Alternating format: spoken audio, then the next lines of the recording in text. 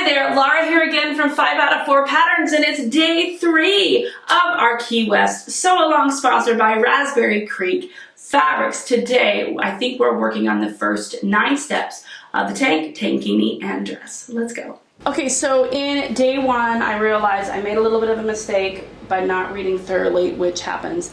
But I want to talk to you real quick about this before we jump into the day 3 tankini or dress. This is the pattern piece for the bra back, and I read it incorrectly to you. So if you know how to read, you probably noticed that I read it incorrectly. But here's what it says: cut 4 as 2 sets of mirror images for bikini. So I cut 4 of these pieces, these side pieces, for the bikini, but you only need to cut 2 for the tankini or dress. So technically speaking, I didn't need to do all of this. I cut out the top like it's a bikini, but it isn't a bikini. Hope that makes sense to you. There's a whole separate piece that goes on the front that doesn't include these exact pieces. So what I did, I connected my, I'll show you what I did to prep my lining right here. And here's what I did to prepare my lining and my power mesh. Just like with the bikini, this is exactly the same. I connected my power mesh and my lining with a seam down the center just to connect it because I want to treat it as one piece. You could also go around the perimeter if you like, that's up to you. I'm just a little lazy. All right, and then the same with the back bra lining, except this time I connected the power mesh and the lining with a seam on either end at about 1/4 of an inch or so. Now I'm going to set those to the side. Right, so once I've prepped my lining, this is my actual bra. I don't need these extra pieces. Do you see how I made a mistake? I cut too many. I didn't need them. I'm going to say this because I can absolutely make something out of it, but I want to make sure I use the piece that has the power mesh on it, okay? You can also use this piece and have it 3 layers if you need the extra support. Whatever suits you and your needs, you can do that. But I'm going to put this extra set to the side because I don't need that much. So anyway, I'm really sorry that I misread actually 2 pattern pieces. I misread the bra back and I misread the bra front for the tank and tankini version. For some reason, I just read the top line. I know, I'm sure I'm the only one who has ever done anything like that. But what you should have for the tankini or dress, you should have 1 front, 1 set of sides, and then a power mesh or whatever if you need it. This is how our outer pieces connect. Now, what you can see hopefully is right about here. Let me bring this in here. Here, my outer or my bra is too long. Now, if you're doing an A cup, this is a B cup. If you're doing the A cup, then it won't be long at all. It'll match perfectly. You're ready to move on to the next step. However, if you're B or above cups, you're going to need to gather. So let's remove these or just scoot them to the side. What I'm going to do is I'm going to baste 2 basting stitches, 1/4 of an inch from the edge and 3/8 inch from the edge on both sides of our front bra piece. All right, so let's get to sewing.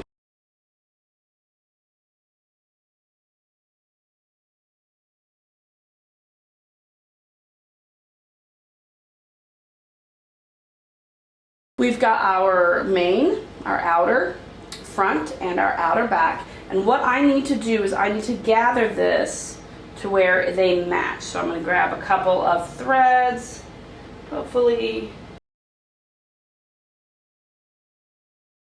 Now I don't have to gather much because I don't have very far to go, so these are good. Now I'm going to tie off.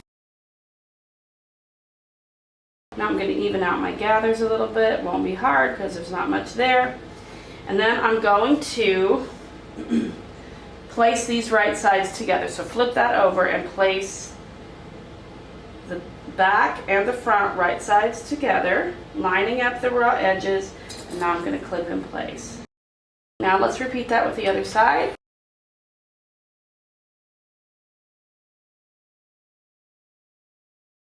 We're going to head to our sewing machine, and using a stretch stitch, we're going to stitch down all of these sides.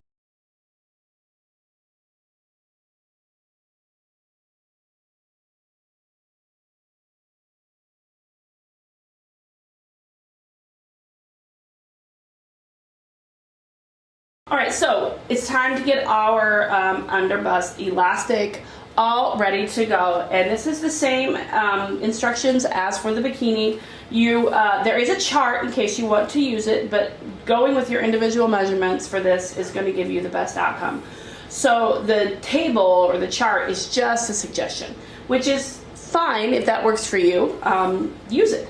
But to find your length, your perfect measurement is to measure your underbust and then subtract 10 inches. I know that seems like a lot, but remember, the elastic doesn't come around your body and then meet in the middle. It has an opening in the back where the strap crisscrosses. So you're not having to go all the way around. So 10 inches is not that big of a deal. So once you've decided what that measurement is, whether it's with the chart or with your personal measurements, you cut your elastic. So what we're going to do is we're going to turn our bra wrong side up. Okay? We're going to grab some clips because we are going to need them. And we're going to pin or clip our bra elastic to the wrong side of this bottom edge of the bra at the ends and at the middle. And then we're going to sew it with a stretch stitch or a serger, stretching the elastic as we go, but not the bra. So we just want to stretch the elastic enough to go across the bra. You know what I mean? We don't want to overstretch is what I'm trying to say. I'm going to grab a fabric pen, and I want to mark the center of, you can use a clip for this too, of my elastic. And then I also want to find the center of my bodice. So I'm going to match these back pieces together, or the side seams together. And then I'm going to give that a mark as well.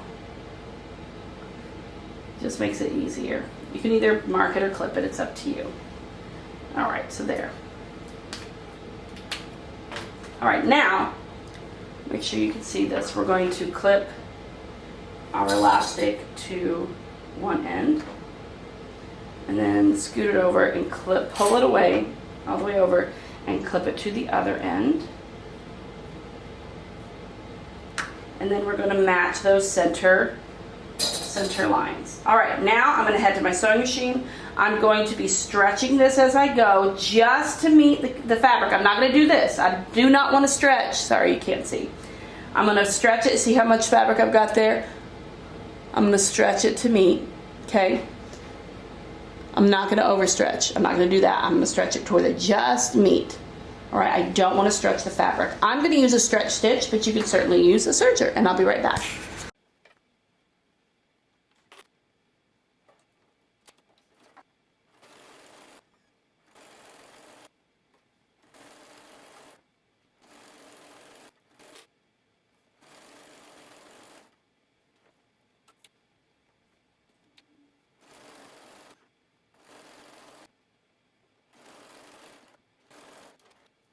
Alright, so here we are, we've done that.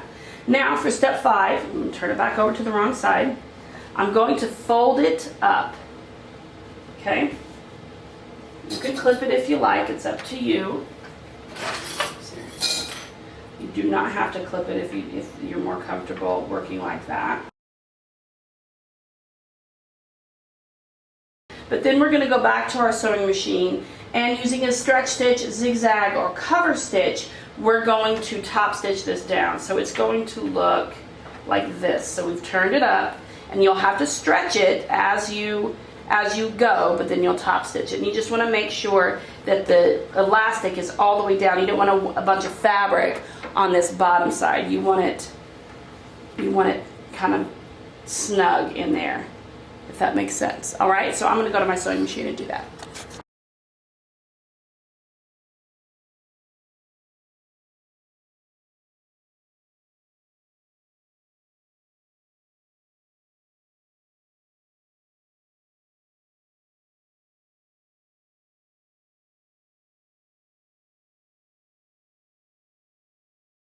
Okay, here we are. Our elastic looks pretty fabulous. Very excited. Let's move on to step number 6. Now I'm going to move this to the side, and I need to get my lower bodice back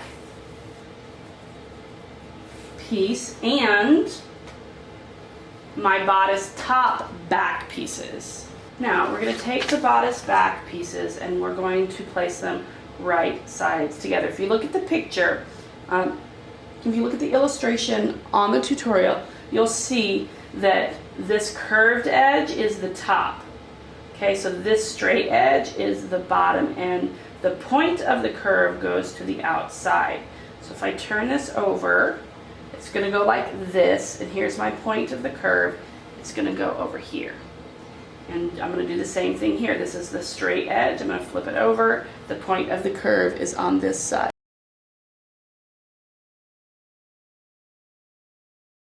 Now I am going to use a stretch stitch, or you can use a serger, and I'm going to stitch these pieces to the back, the back piece.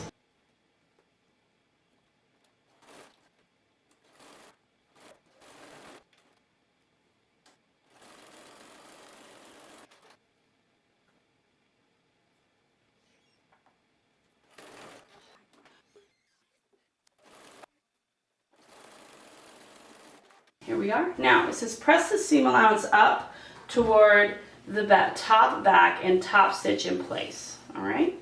So we'll top stitch with a stretch stitch as well. All right. If you're concerned that your iron is not going to do well and it's going to melt your fabric, then you're just going to need to make sure as you're sewing that seam allowance is pushed up, and we're going to top stitch along there.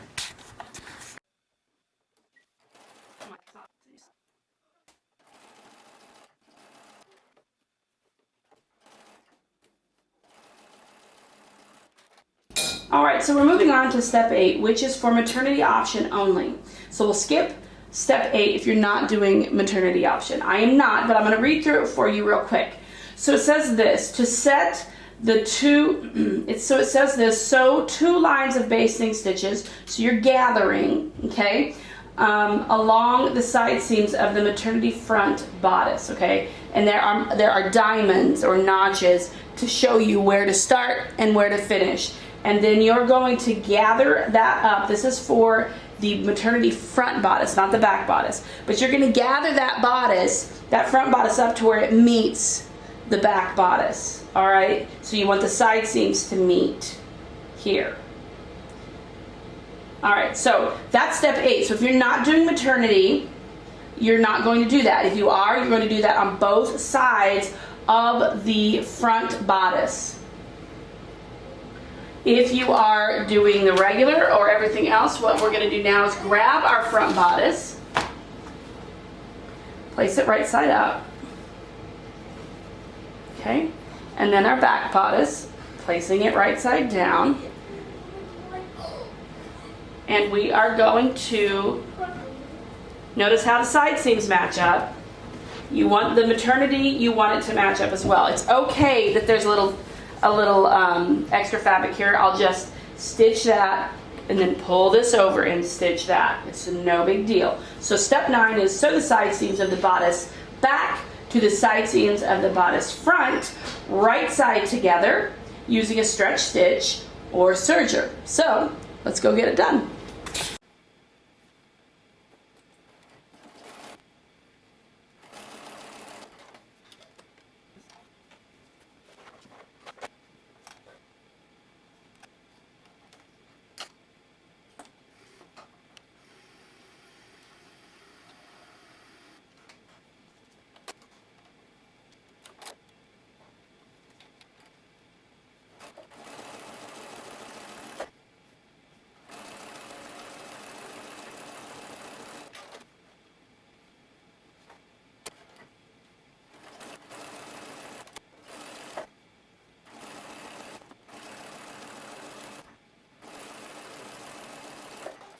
Okay, so here we are. We've got our bodice pieces sewn together.